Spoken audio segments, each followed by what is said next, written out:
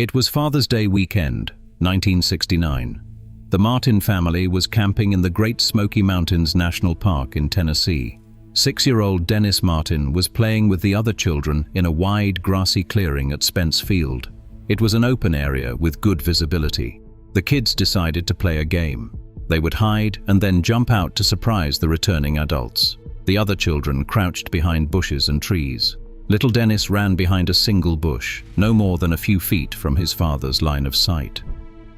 When the moment came to jump out, every child appeared, except Dennis. His father waited a few seconds, then a few more. Then he stood up and walked over to the bush. Dennis was gone. Not hiding, not wandering. Gone. His father ran down the Appalachian Trail for 2 miles, screaming his son's name. Nothing. Park rangers were called. Then search and rescue teams. Then the National Guard. Then the FBI. Then Green Berets. Over 1,400 people searched for Dennis Martin. They used dogs, helicopters, and military personnel trained in wilderness recovery. They covered the area inch by inch. They found 1 shoe and 1 sock. They never found Dennis Martin. He was 6 years old, standing in an open clearing, a few steps from his father, surrounded by other people, in broad daylight. And he simply ceased to exist. This is not an isolated case. It is one of over 1,700. Welcome to Discovery Vault. Tonight, we are going deep into the most unsettling pattern in American wilderness history. Hundreds of people, men, women, children, experienced hikers, seasoned hunters, trained military veterans, have walked into America's national parks and forests and vanished under circumstances that defy every conventional explanation. No tracks, no scent trail, no belongings left behind. Bodies found in locations that are physically impossible for the victims to have reached. Clothing removed and turned inside out. Search dogs that refuse to follow a trail. And a government agency that, to this day, refuses to keep a list of the people who have disappeared on its land. A former police detective spent over 9,000 hours investigating these cases and found patterns so disturbing that he could not explain them. Nobody can. This is Missing 411.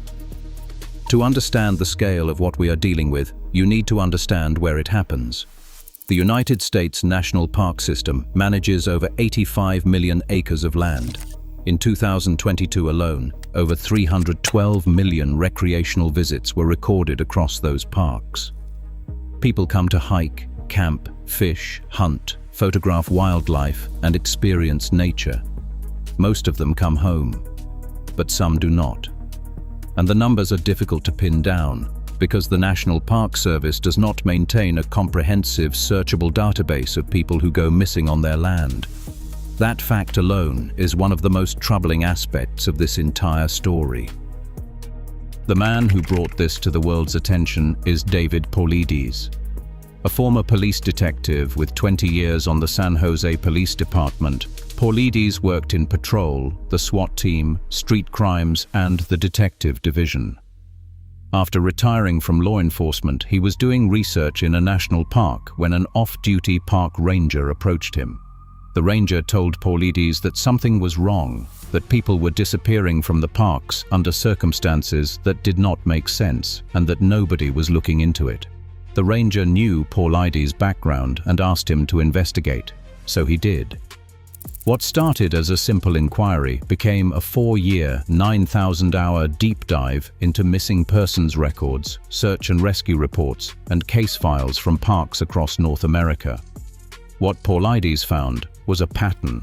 Not 1 or 2 strange cases, but hundreds of them, spread across decades, separated by thousands of miles, and yet sharing a set of eerily specific characteristics that he came to call profile points. Here is what those profile points look like. The victim is separated from their group, often by just a few feet, and vanishes within seconds. Search and rescue dogs are deployed, but either cannot pick up a scent at all or refuse to follow the trail. In some cases, trained tracking dogs have physically recoiled from the area and refused to proceed. Inclement weather moves in almost immediately after the disappearance, often within hours, even when no storm was forecasted. The weather washes away tracks, disrupts helicopter searches, and destroys the critical first 72 hours that investigators depend on. The disappearances happen most frequently in the mid to late afternoon, between 2 and 5 in the evening. Many victims are found near boulder fields, granite outcroppings, or bodies of water. Others vanish near areas with dense berry bushes. When bodies are eventually recovered, they are often found in areas that have already been searched, sometimes multiple times, as if they were placed there after the fact. Victims are frequently found with at least one major item of clothing removed, most often their shoes. In some cases, clothing is found turned inside out. Young children are found at distances and elevations that are physically impossible for them to have reached on their own. A 2-year-old was found 12 miles from where they disappeared. A 3-year-old was found 500 feet up a steep mountainside, and perhaps most disturbingly, in the rare cases where victims are found alive, they are often in a semi-conscious or trance-like state and have no memory of what happened to them. They cannot account for where they have been. Paulides mapped these disappearances and found that they cluster in specific geographic zones. They are not randomly scattered across the country, but concentrated in roughly 60 identifiable regions. The heaviest clusters are along the west coast, through the Cascade and Sierra mountain ranges, in places like Yosemite, Crater Lake, Glacier National Park, and the Great Smoky Mountains. When you plot these cases on a map, the clusters become immediately visible. Certain parks appear again and again. Yosemite alone has an astonishing concentration of unsolved disappearances. Crater Lake, Rocky Mountain National Park, the Great Smoky Mountains. These are some of the most visited parks in the country, yes, but the rate of disappearances in these specific zones far exceeds what you would expect based on visitor volume alone. And within each cluster, the cases share the same profile points, the same impossible details, as if whatever is responsible operates in the same way, in the same places, year after year. There is another detail that Paulides noted that seems almost too strange to be relevant, but it keeps appearing. Many of the victims had physical or mental disabilities. Bobby Bizup was partially deaf. Other victims have included people with developmental conditions, young children who could not effectively communicate, and elderly individuals with diminished faculties. Paulides also noted that many victims were described as being particularly intelligent or accomplished for their age, highly educated individuals, doctors, and experienced outdoors professionals. This creates an unusual spread. The victims tend to be either very young, very old, or highly capable adults. The middle ground, the average weekend hiker who simply got turned around, is underrepresented in these cases. That pattern is difficult to explain through conventional means. He published his findings in a series of books beginning in 2012 called Missing 411, and later produced 2 documentary films. The cases he documented have since been classified into over 1,400 individual disappearances. Let me take you through some of the cases that define this phenomenon. October 2nd, 1999. 3-year-old Jaryd Atadero was hiking the Big South Trail in Colorado's Comanche Peak Wilderness with his 6-year-old sister and 11 adults from a church group. Jaryd, a happy and energetic little boy, ran ahead on the trail, not far, maybe 100 feet. 2 fishermen near the trail saw him walk past and reported that the boy asked them if there were bears in the woods. Moments later, Jaryd was gone. The group searched immediately. Rangers were called. Over the following days, more than 200 volunteers, law enforcement officers, search dogs, and aircraft scoured the area for 7 miles in every direction. A helicopter involved in the search actually crashed, injuring 5 people. Despite all of this, not a single trace of Jaryd was found. Then, in June of 2003, nearly 4 years later, 2 hikers discovered something on a steep mountain slope, roughly 500 feet above the trail where Jaryd had disappeared. They found his fleece jacket, a pair of pants, and his sneakers scattered across a 25-foot area. The jacket appeared to have puncture marks. The pants were turned inside out with one leg missing. But here is where it gets deeply strange. The sneakers were nearly pristine. After 4 years exposed to Colorado weather, rain, snow, wind, and sun, those shoes looked almost new. Jaryd's father said they were too clean to have been sitting outside for 3.5 years. A small fragment of Jaryd's skull was also found nearby, along with a single tooth that appeared to have been placed on a log. The Colorado Bureau of Investigation found no blood on any of the clothing. No definitive animal evidence. No cause of death was ever determined. And the location where these items were found, 500 feet up a steep, rugged slope, was terrain that a 3-year-old could not physically have climbed on his own. The area had been searched during the original operation. Go back further. 1958. 10-year-old Bobby Bizup was attending Camp St. Malo, a Catholic boys' retreat on the border of Rocky Mountain National Park. Bobby was partially deaf and wore a hearing aid. On August 15th, a counselor found Bobby fishing at Cabin Creek and told him it was time to head back to camp for dinner. The two began walking back together. The counselor was just steps ahead of the boy. He glanced over his shoulder and Bobby was gone, not lagging behind, not distracted, simply gone, as if he had never been there. Vanished. A 9-day search was launched involving nearly 400 people, including police officers, volunteers, and airmen from Lowry Air Force Base in Denver. Aircraft and tracking dogs were deployed. Nothing was found. One strange lead emerged. A vacationing doctor reported seeing Bobby at a hardware store in Estes Park, 15 miles away. But investigators could not explain how a partially deaf 10-year-old could have traveled 15 miles through dense wilderness on his own. Then, in 1959, almost a full year after his disappearance, fragments of Bobby's bones, some torn clothing, and his broken hearing aid were found high on Mount Meeker, roughly 2,500 feet up and 3 miles from where he had vanished. The area had been thoroughly searched the year before. No one could explain how his remains ended up there, or why a lost child would climb up a mountain instead of heading downhill towards safety, which is what virtually every survival instinct would dictate. Unexplained. 1981. 14-year-old Stacy Arras was on a 4-day horseback trip with her father into the backcountry of Yosemite National Park. They were part of a group of 10 people riding mules to the Sunrise High Sierra camp. After arriving and settling into their cabin, Stacy decided to take a short hike along the trail towards Sunrise Lakes, about 1.5 miles away. A 77-year-old man from the group started to walk with her, but he got tired and sat down to rest. The last person to see Stacy was the trail guide, who noticed her standing on a rock about 50 yards from the trail. That was the last time anyone ever saw Stacy Arras. Last. An intensive 2-week search was conducted. The only item ever found was the lens cap from her camera, still in the stand of trees near where she was last seen. When Paulides filed a Freedom of Information Act request for the Arras case files, the National Park Service denied it. He appealed. Denied again. He then received a phone call from the National Park Service asking why he wanted the files. When he asked whether it was classified as a missing persons case or a criminal investigation, the agent confirmed it was a missing persons case with no suspects and that nobody had looked at it in 20 years. Denied.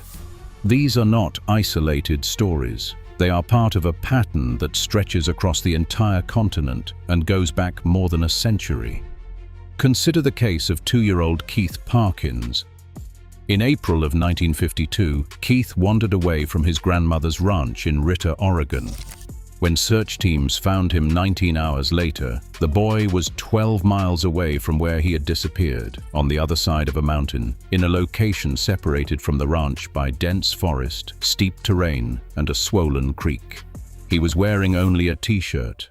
His shoes were gone. He was alive but barely conscious and could not explain how he had gotten there. 12 miles through terrain that experienced adult hikers would struggle to cover in a day.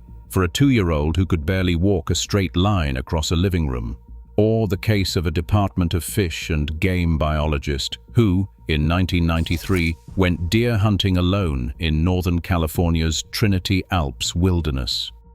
He was an experienced outdoorsman in excellent physical condition. He told his family where he was going and when to expect him back. He never returned. A massive search was conducted. When his body was eventually found, it was in a remote area at high elevation, miles from where he should have been, with no logical reason for him to have gone in that direction. His clothes were partially removed.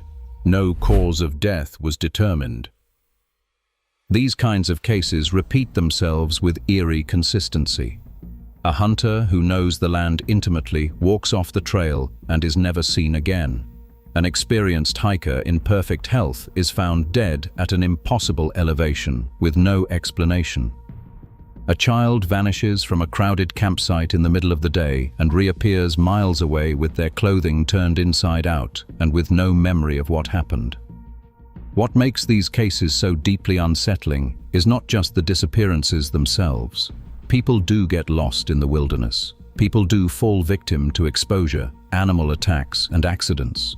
What sets the missing 411 cases apart is the collection of details that seem to defy rational explanation when taken together.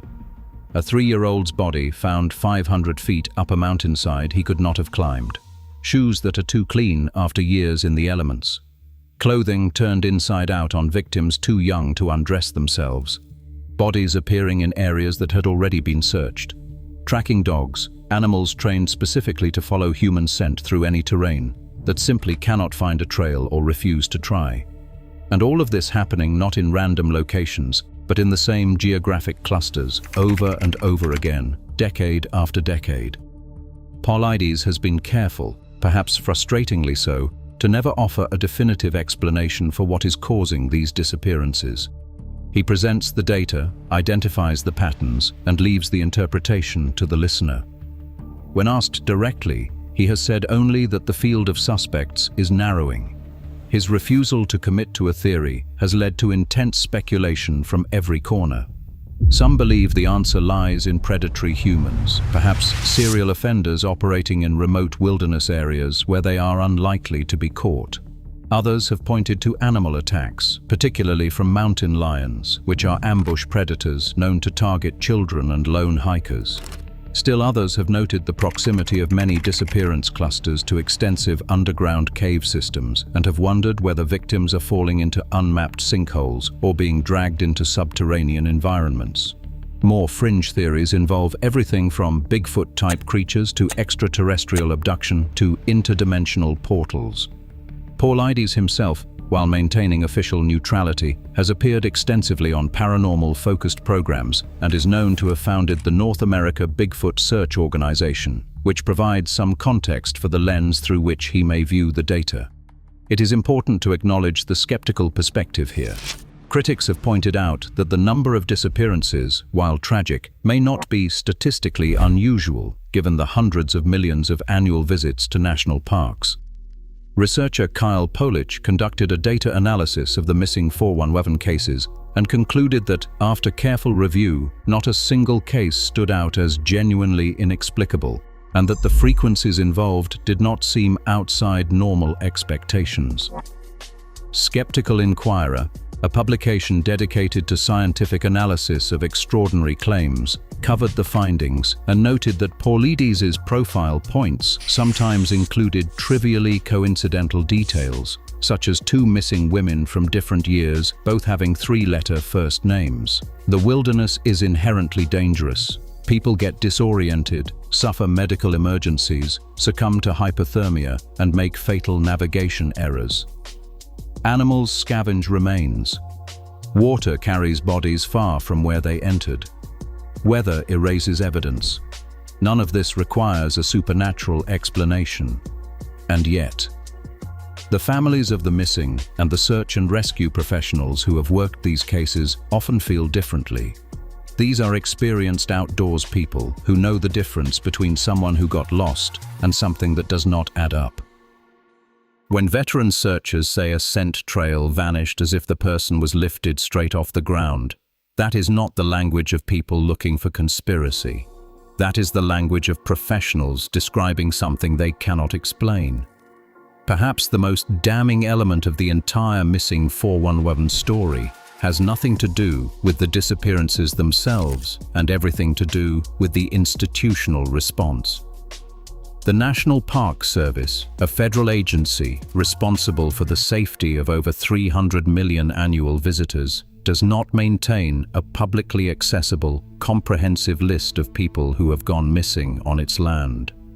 When Paulides filed Freedom of Information requests for this data, he was told it would cost over $1,400,000 to compile. Think about that.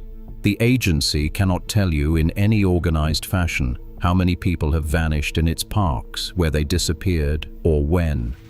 Paulides' research brought this fact to public attention and prompted a petition demanding that the NPS be held accountable. Whether or not you believe there is something supernatural occurring in the forests, the lack of transparency from the agency responsible for those forests is, at minimum, a serious institutional failure. And the question that hangs over it is uncomfortable but necessary. Is this incompetence, or is this deliberate? Is the Park Service simply overwhelmed and under-resourced? Or does the data it holds contain something that would fundamentally change how the American public views its national parks? Paulides has said he believes the agency possesses data that would shock the average citizen. The Park Service has never directly responded to that claim. It is worth noting that the national park system is a massive economic engine. Parks and their surrounding communities generate billions of dollars annually in tourism revenue. Any acknowledgement that an unusual number of people were vanishing under mysterious circumstances could have devastating financial consequences. Some have suggested this economic reality, more than any conspiracy, explains the institutional silence.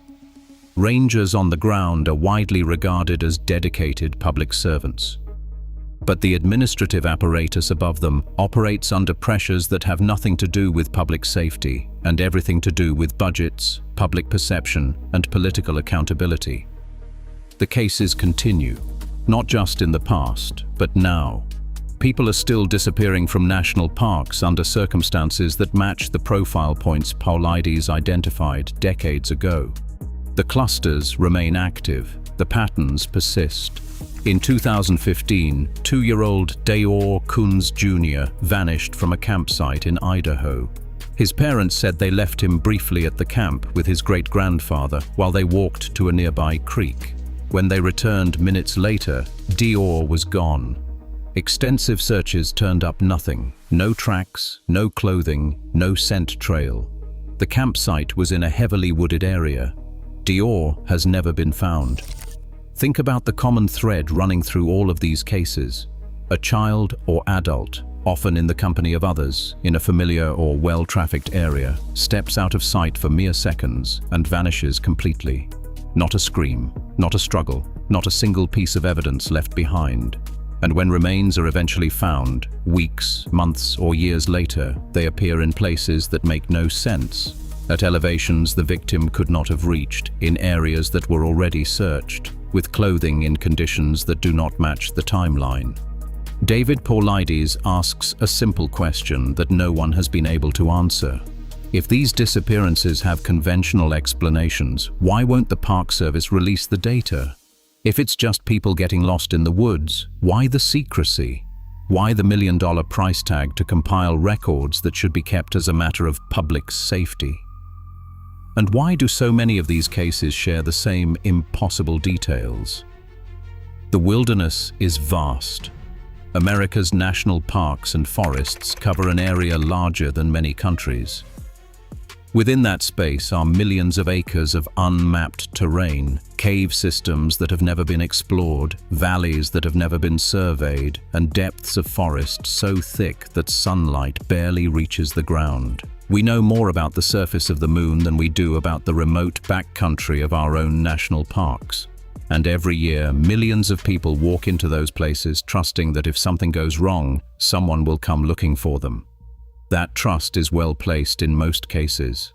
Search and rescue teams are dedicated, professional, and tireless. But in a small and deeply disturbing number of cases, all the training, technology, and manpower in the world has not been enough. The person simply cannot be found, and when they are found, the answers only lead to more questions.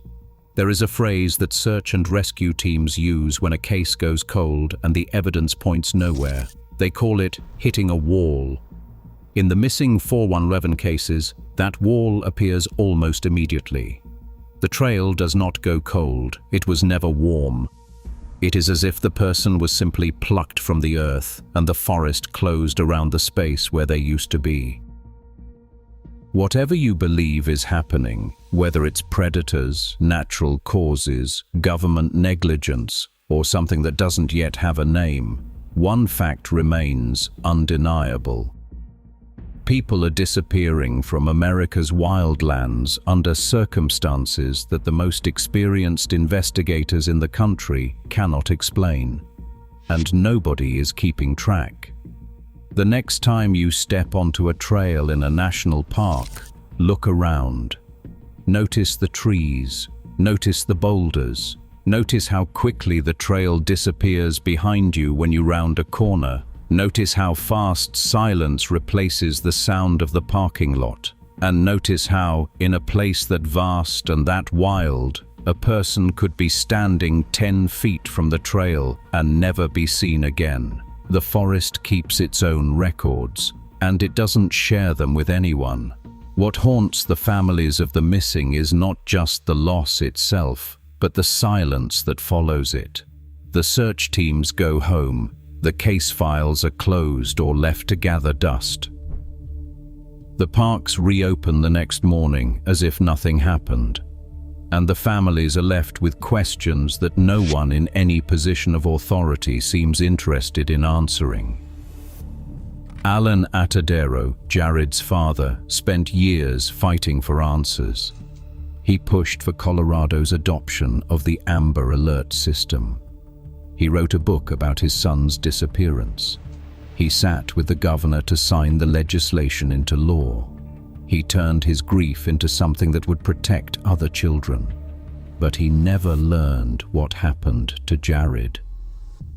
In 2025, Alan passed away at the age of 67.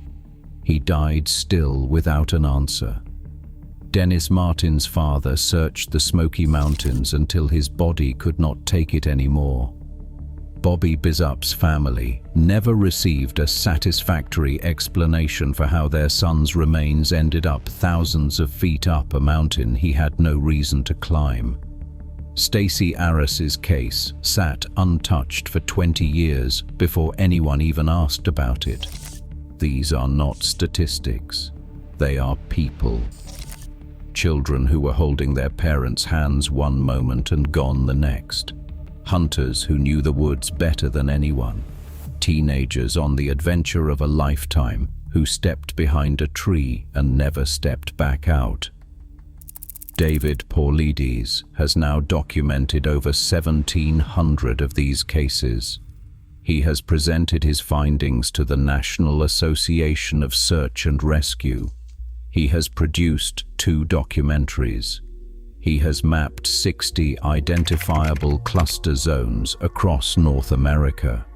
And after all of that research, after over 9,000 hours of investigation, he still does not have an answer.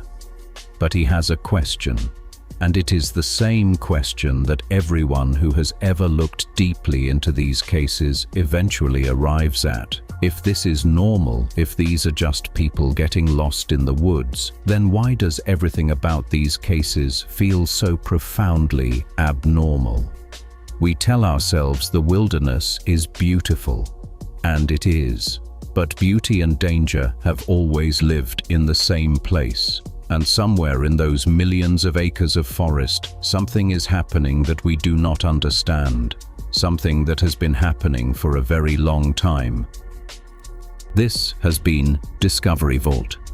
If this kept you watching, subscribe and turn on notifications so you never miss what we uncover next. Because the deeper we look, the less we understand. And that is exactly why we keep looking.